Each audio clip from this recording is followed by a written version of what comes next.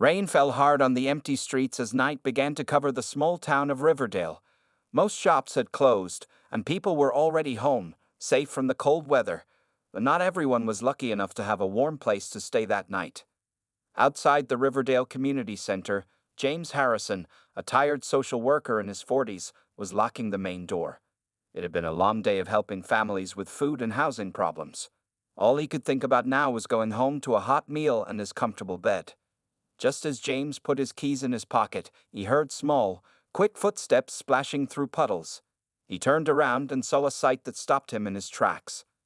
A young boy, no more than 8 years old, was running toward him. The child was soaking wet, wearing only a thin t-shirt and jeans that were too big for him.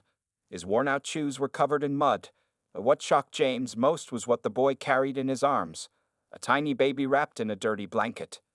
The boy stopped in front of James, breathing hard. His dark hair stuck to his forehead, and his eyes were red from crying. Even in the dim light, James could see fear and desperation on the child's face. "Sir, please take my baby sister. She's hungry," the boy said and cried, his voice breaking. His hands were shaking as he held out the bundle toward James. James knelt down to the boy's level. "Slow down, son. What's your name?"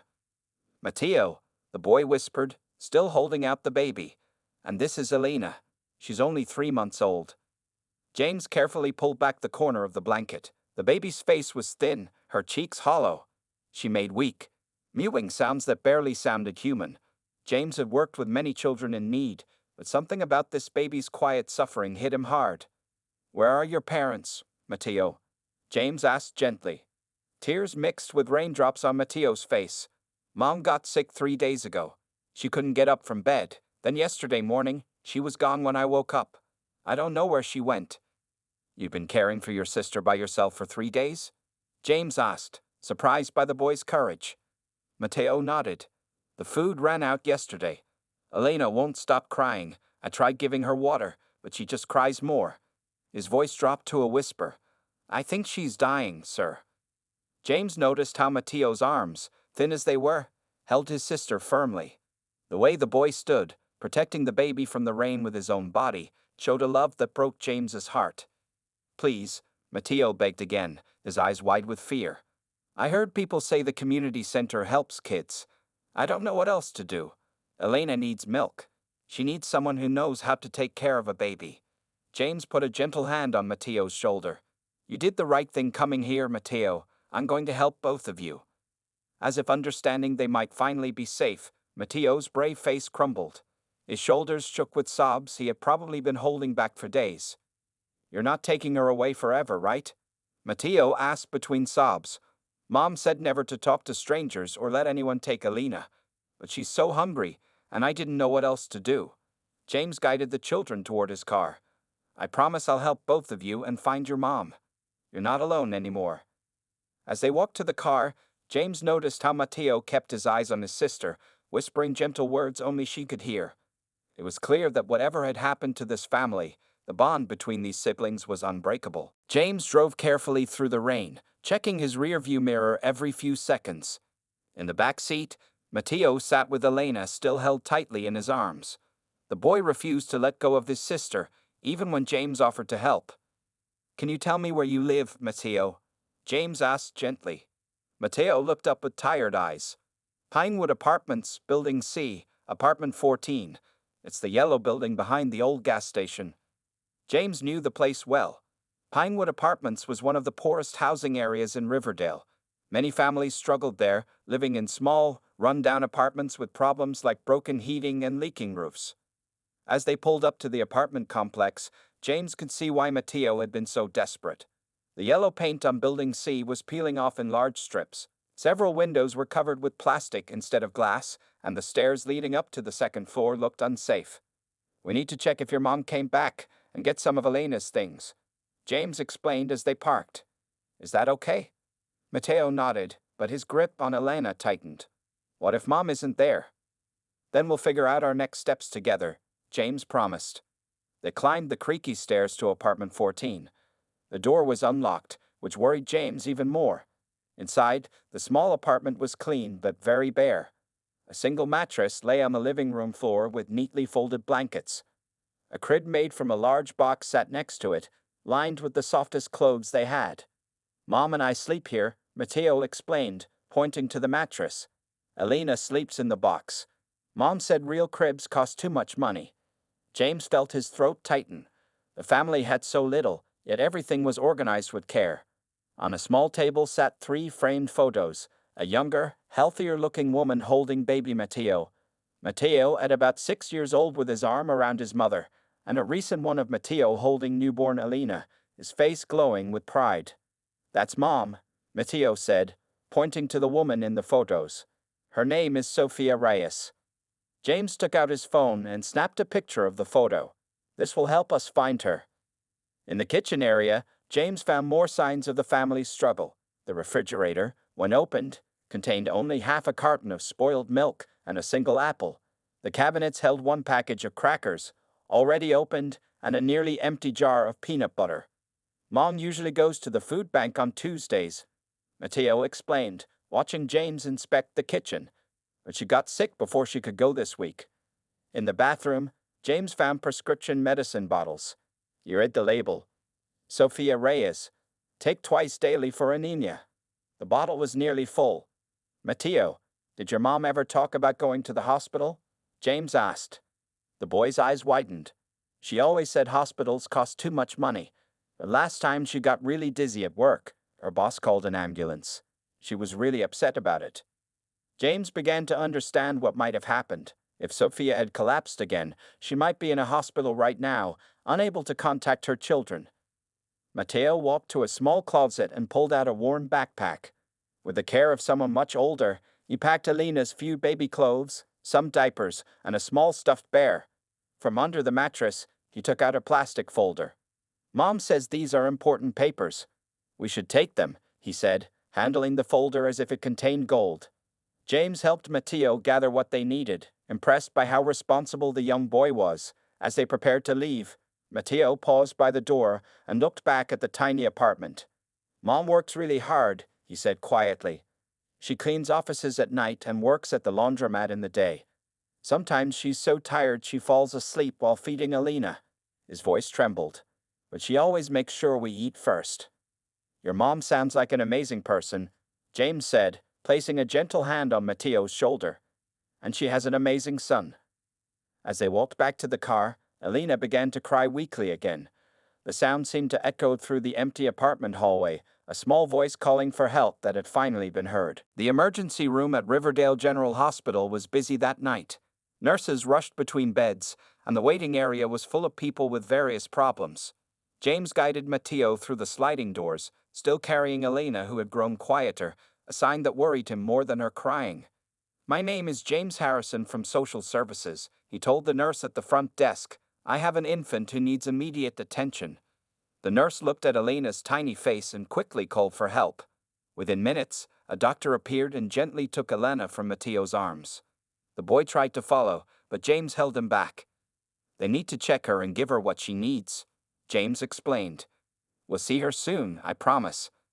Matteo's face showed pure fear. "What if she thinks I left her? What if she's scared without me?" A kind-faced nurse named Maria knelt in front of Matteo. "Would it help if I took you to wash up and get some dry clothes? Then you can sit where you can see the room where they're helping your sister." Matteo looked at James, who nodded encouragingly. "Go with Maria. I'm going to make some calls to find your mom." While Matteo went with the nurse, James stepped outside and made several calls. First to the police to report Sofia Reyes as missing, then to the hospitals in the area. On his third call, he struck gold. "Yes, we admitted a Sofia Reyes 3 days ago," said the clerk at St. Joseph's Hospital across town. "She collapsed at her workplace from severe exhaustion and malnutrition. She's been asking about her children, but her phone was disconnected, and we had no way to contact them." Relief washed over James. "Please tell her that her children are safe. I'll bring them to see her tomorrow." When James returned inside, he found Matteo sitting in a chair near the examination room. The boy wore hospital scrubs that were much too big for him, rolled up at the sleeves and legs. His hair was dry, and his face was clean, but his eyes remained worried. "Matteo, I have good news," James said, sitting beside him. "I found your mom. She's in another hospital. She got sick at work, and they took her there to help her get better. Tears filled Matteo's eyes. She didn't leave us on purpose. No, not at all.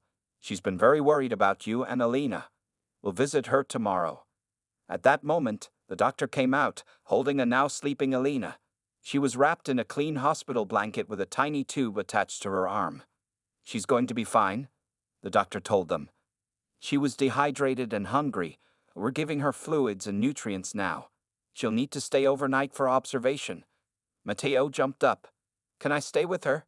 Please? She gets scared if I'm not there when she wakes up. The doctor smiled at the boy's devotion. We can arrange for both of you to stay. Hours later, Alina lay sleeping in a small hospital crib. Matteo sat in a chair pulled right next to it, his hand reaching through the bars to touch his sister's tiny fingers. Though the nurses had prepared a bed for him, he refused to leave her side. James stood in the doorway, watching. He had seen many cases of children in trouble, but something about these siblings touched him deeply. The way Matteo, just a child himself, had taken responsibility for his baby sister showed a love and courage that amazed him. You should sleep too, Matteo, James said softly. Alina is safe now. The nurses will watch her. Matteo shook his head. I promised Mom I would always protect Alina. I need to be here when she wakes up so she isn't scared. As night fell over the hospital, James made arrangements to stay in the waiting room. He watched as Matteo finally gave in to exhaustion, his head resting on his arm near the crib, his hand still holding his sister's. Even in sleep, the boy remained faithful to his promise. A nurse approached James with a cup of coffee. That's quite a special boy, she said, looking at Matteo. James nodded. Yes, he is. He carried his sister across town in the rain to find help for her. He's only 8 years old. Some people are born with old souls, the nurse replied. That boy has the heart of a guardian. As James sipped the coffee, he knew that finding help for this family would become more than just another case for him. These children deserved a chance, and he was determined to help them get it. The next morning, James drove Matteo and Elena to St. Joseph's Hospital. Elena looked better after a night of proper care. Her cheeks had a little more color, and she made stronger sounds. Matteo sat in the back seat holding his sister, talking softly to her the whole ride. Mom will be so happy to see you, he whispered to Elena. She cried for 3 days when you got sick last month. She loves you so much. At the hospital, a nurse led them to Sophia's room. When they entered, James saw a thin woman with dark circles under her eyes. Despite her weakness, Sophia tried to sit up when she saw her children. Matteo, Elena, she cried, reaching out her arms. Matteo ran to his mother's bed, carefully holding Elena. Sophia hugged them both, tears streaming down her face. I was so scared, she said between sobs. I woke up here and couldn't call you. I thought I had lost you both. James stood back, giving the family their moment. He watched as Sophia checked Elena all over, making sure she was okay. The mother's love was clear in every gentle touch and worried look. After some time, a doctor came in to check on Sophia. He explained to James that she was suffering from severe anemia, exhaustion, and malnutrition. She's been giving what little food they had to her children, the doctor said quietly. Her body simply couldn't take it anymore. When Sophia was resting with Elena asleep in her arms, James sat beside her bed. Matteo had finally fallen into a deep sleep on a chair nearby. Ms. Reyes, James said gently. I'm from social services. I want to help your family. Can you tell me how things got to this point? Sophia looked down, shame clear on her face. I never wanted to ask for help. I was afraid they would take my children away. Slowly, Sophia shared her story. 2 years ago, she had fled from Matteo's father, who had become violent after losing his job. She moved to Riverdale with 6-year-old Matteo, hoping to start fresh. With only a high school education, she found work cleaning offices and doing laundry. We were managing, she explained. It wasn't easy, that Matteo and I had enough to eat and a place to live. Then, Sophia met a man named Carlos at the laundromat where she worked. They dated for a few months, and Sophia became pregnant. When she told Carlos about the baby, he disappeared the next day. I haven't heard from him since, Sophia said sadly. I don't even know where he is. Elena was born with some health problems that required a week in the hospital. The medical bills took all of Sophia's savings, and she had to return to work just 2 weeks after giving birth. Matteo became my helper, Sophia said, looking at her sleeping son with pride. He learned to change diapers and warm bottles. He watched Elena while I worked evening shifts. He's only 8, but he acts like a little man. As the bills piled up, Sophia started skipping meals so her children could eat. She stopped taking her iron pills because they were too expensive. Working 3 jobs with almost no sleep weakened her body until it simply gave out. I collapsed at the office I was cleaning, Sophia explained. The night manager called an ambulance. I kept telling them about my children at home, but my phone had been disconnected last week when I couldn't pay the bill. James listened, taking notes but also truly hearing the story of a mother doing everything possible for her children. The last thing I remember before waking up here was praying that Matteo would know what to do, Sophia said, her voice breaking. And he did. My brave boy found help for his sister. James looked at the sleeping boy, amazed at his courage. Your son carried Elena through the rain to the community center. He was willing to give her up to a stranger if it meant she would be fed. Sophia began to cry again. I failed them. A good mother wouldn't put her children in that position. No, James said firmly. A good mother raises a son who knows how to be brave and selfless when it matters most. That's exactly what you've done. 3 days later, Sophia was still recovering in the hospital. James had been visiting daily, bringing Matteo and Elena, who were temporarily staying at a foster home approved by social services. The foster mother, Mrs. Garcia, was kind and experienced with babies, but Matteo still counted the hours until he could see his mother each day. During one of these visits, a young woman with a notebook and camera entered Sophia's room. She smiled warmly at everyone. Hello, I'm Lisa Chen from the Riverdale Daily News, she said. Nurse Thompson told me about your family's story. Would it be okay if I talked with you? Sophia looked uncertain, but James explained, sometimes sharing your story can help others in similar situations. It might also connect you with people who want to help. After thinking it over, Sophia nodded. Lisa sat down and listened as Sophia told her story, about fleeing an abusive relationship, raising Matteo alone, having Elena, and struggling to keep her family together despite overwhelming challenges. When it was Matteo's turn to speak, his simple words touched Lisa deeply. I wasn't scared to walk in the rain, Matteo said. I was only scared Elena would die because I couldn't feed her. Mom always says family takes care of family, so I had to find someone to help my sister when I couldn't. The next morning, Lisa's article appeared on the front page of the Riverdale Daily News. The headline read, 8-year-old hero seeks help for baby sister, a family's struggle and courage. The story included a photo of Matteo sitting beside his mother's hospital bed, carefully holding Elena. By noon, the hospital's front desk was flooded with calls from people wanting to help. By evening, a local restaurant owner had delivered hot meals to Sophia's room. The next day, a group of mothers arrived with baby clothes, diapers, and supplies for Elena. James was at his office when his phone rang nonstop. Local businesses offered donations. A property manager called about an available 2-bedroom apartment in a safer neighborhood with reduced rent. The owner of a small grocery store promised a job for Sophia once she recovered, with flexible hours and health benefits. I don't understand, Sophia said, overwhelmed when James told her about the community's response. Why would all these people help us? They don't even know us. Your family's story touched their hearts, James explained. Everyone struggles sometimes, and people want to help when they can. The biggest surprise came a week later. Lisa returned to the hospital with exciting news. The Riverdale Community Support Foundation had organized a fundraiser for the Rice family. Local businesses donated items for an auction, and residents contributed whatever they could. The fundraiser collected enough money to cover your medical bills and 3 months of rent for a new apartment, Lisa announced. There's also a college fund started for both Matteo and Elena. Sophia covered her mouth, tears flowing freely. This can't be real, she whispered. Matteo looked confused. Does this mean we can all go home together? A new home? James nodded. As soon as your mom is well enough to leave the hospital. That afternoon, visitors streamed into Sophia's hospital room. Mrs. Patterson from the bakery brought cupcakes decorated with superhero designs for Matteo. Mr. Wilson from the hardware store gave Sophia a set of keys to a fully furnished apartment. 2 high school teachers brought books and school supplies for Matteo. Even Dr. Patel, who had been treating Sophia, made a special announcement. I've arranged for a medical support program to cover your treatments and medications for the next year, she told Sophia. No more skipping your iron pills. As the day ended, Sophia held both her children close. For the first time in years, she allowed herself to feel hope. Her family had faced the darkest moment when Matteo stood in the rain, begging a stranger to save his sister. Now, that brave act had opened doors she never imagined possible.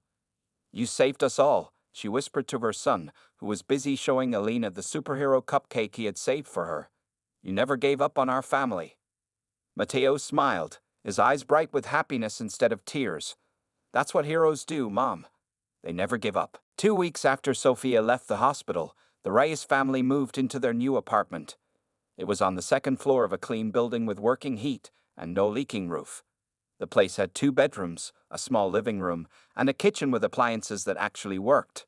For Matteo, who had spent his whole life in run-down places, it felt like a palace. But despite their improved situation, the family faced new challenges.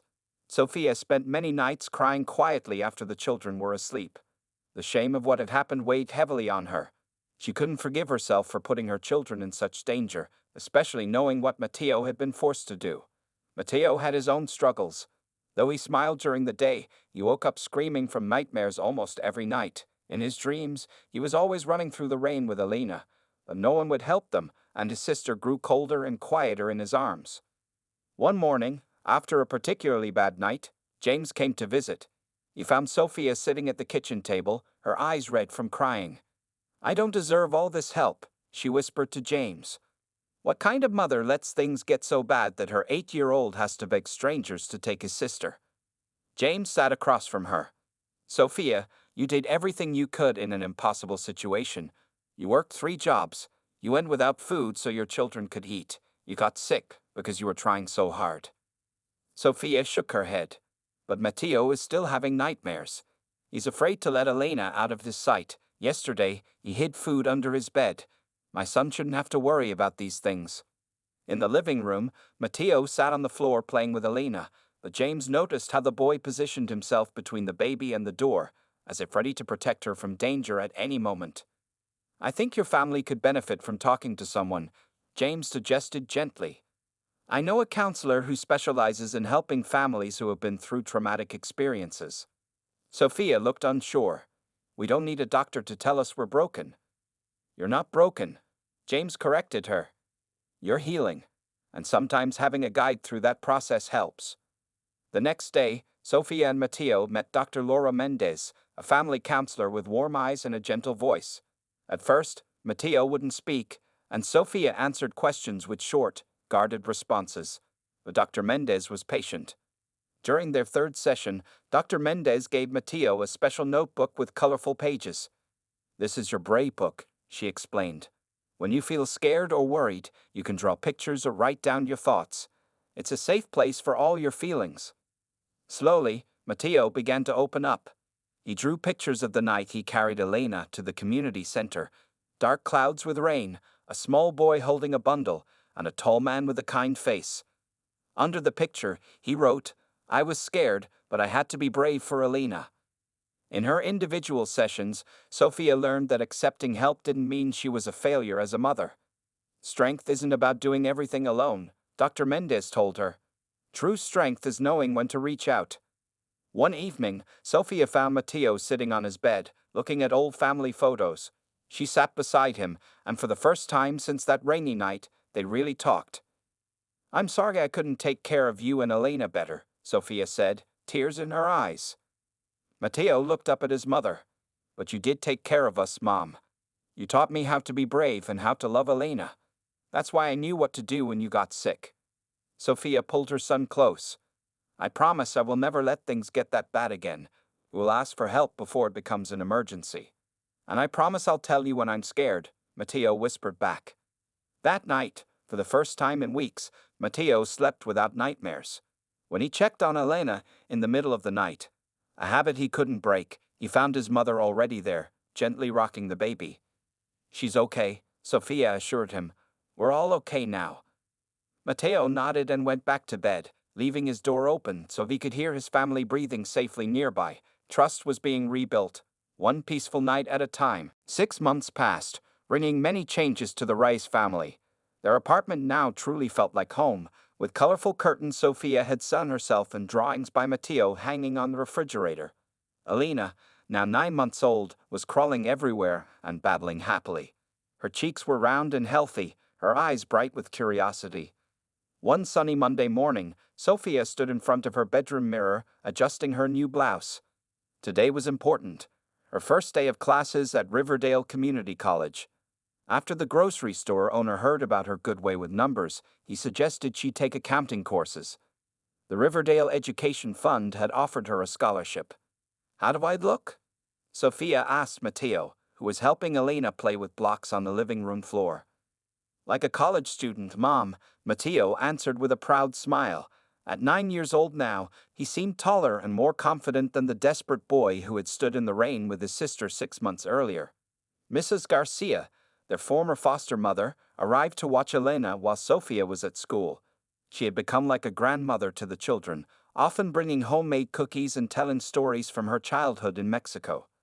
"Remember, Sophia, you can do this," Mrs. Garcia said, giving her a warm hug. "Your brain didn't stop working just because you became a mother." Sophia kissed both her children goodbye. "I'll be back by 3 o'clock. Matteo, have a good day at school. Listen to your teacher." Matteo nodded seriously. His new school was much better than his old one. His teacher, Ms. Williams, had helped him catch up on subjects he had missed during the hard times. He was especially good at reading and had joined the school's book club. "I'll take care of Elena if Mrs. Garcia needs help," Matteo promised, still feeling responsible for his sister despite their improved circumstances. Sophia ruffled his hair. "I know you will, but remember our family rule now." "Kids should be kids," Matteo recited with a small smile. It was something Dr. Mendez had helped them establish during their family counseling sessions. As Sophia walked to the bus stop, she felt a mixture of excitement and fear. Starting college at 30 was scary, but the thought of building a better future for her children gave her courage. The accounting program would take 2 years, but afterward, she could get a good job with regular hours and benefits. At Riverdale Elementary, Matteo was having his own new beginning. During morning circle time, Ms. Williams announced a special project. "Our class is going to create community hero posters about people who make our town better," she explained. "Think about someone who has helped others or made a difference." While other children mentioned firefighters, doctors, or teachers, Matteo thought carefully. When it was his turn to speak, he stood tall. "I want to make my poster about Mr. James Harrison," he said. "He helps families when they're in trouble, and he doesn't give up on them." Ms. Williams smiled, recognizing the name of the social worker who had helped Matteo's family. "That's a wonderful choice." After school, Matteo worked hard on his poster, drawing a picture of James standing in the rain, helping a boy and a baby. At the top, in careful letters, he wrote, "Heroes don't always wear capes." That evening, the family celebrated Sophia's first day of college with a special dinner. James joined them, bringing a small cake that said "New Beginnings" in blue frosting. "I got a B+ on my first math quiz," Sophia announced proudly. "The teacher said I have a natural talent for numbers." "And I got chosen to read my poem at the school assembly," Matteo added, his eyes shining with excitement. James looked around the table at this family that had come so far. "I knew you both were special from that first night in the rain," he said. "Some people would have given up, but not the Race family." As they ate cake, Elena reached for Matteo from her high chair, saying something that sounded very much like his name. It was her first attempt at saying Matteo, and everyone cheered. Matteo gently held his sister's tiny hand. 6 months ago, he had offered her to a stranger out of desperation. Now, they were safe, well-fed, and surrounded by people who cared. The rain had stopped, and their lives were filled with sunshine. 3 years had passed since that rainy night when Matteo stood at the community center door, holding his hungry baby sister. Now, on a bright spring morning, the Riverdale Community Center was hosting its annual Neighbor Helping Neighbor Fair. Colorful booths filled the parking lot, and families walked among them, learning about local services. At one of the main booths, Sophia Reyes, now 33, handed out pamphlets about the Riverdale Family Support Network. Her dark hair was styled neatly, and she wore a professional blue dress with a name tag that read, "Sophia Reyes, Family Resource Coordinator." If you ever need help with food, housing, or childcare, please call this number, she told a young mother with a toddler. Don't wait until things become too hard. That's what we're here for. Sophia spoke from experience. After finishing her accounting degree, she had worked at a local bank for a year. When the community center created a position for someone to help struggling families find resources, she applied immediately. She wanted to be the helping hand that James had been for her family. Across the fair, 11-year-old Matteo stood tall beside a table covered with children's books. He was reading to a group of younger kids, his voice changing for each character in the story. At 4 years old, Elena sat among the children, her eyes wide as she listened to her big brother bring the story to life. And that's how the lost puppy found his way home, Matteo concluded, closing the book. The children clapped, and Elena jumped up to hug her brother. Another one, Matteo, please, she begged, her pigtails bouncing. Matteo smiled at his sister, who had no memory of those desperate times when she was a baby. To Elena, the world had always been safe and full of love. Matteo wanted to keep it that way. Later, Elena, I promised Mom I'd help at her booth now, he said, taking her hand. As they walked across the fair, several people greeted Matteo by name. He had become well known in their community, not just as the brave boy from the news story, but as a kind, helpful kid who always watched out for others. At Riverdale Elementary, Matteo had started a buddy program where older students helped new kids adjust to the school. His teacher said he had a special way of noticing when someone needed help before they even asked. There's James, Elena shouted, pulling Matteo toward a tall man talking with Sophia. James Harrison, now the Director of Family Services for Riverdale County, turned with a warm smile. His hair had more gray than before, but his kind eyes remained the same. There are my favorite kids, James said, kneeling to receive Elena's enthusiastic hug. He stood and placed a hand on Matteo's shoulder. How's the reading program going? Great, Matteo answered. 20 kids came today. Ms. Williams said the library might give us more books because so many children are joining. Sophia watched her son with pride. The reading program had been Matteo's idea, a way to share his love of books with children who didn't have many at home. What had started with just 5 kids in a corner of the community center had grown into a popular weekly event. Later that afternoon, as the fair was ending, Sophia gathered with Matteo, Elena, James, and several others for a special ceremony. The community center was unveiling a new sign for its family assistance room, the Reyes Family Resource Center. This room is named in honor of a family who showed us the true meaning of courage and resilience, the center director announced. Their story reminds us that asking for help is not weakness. It's an act of strength and love. Sophia wiped tears from her eyes as she cut the ribbon. She thought about how far they had come. Her family now lived in a small house they were buying through an affordable housing program. Elena was thriving in preschool.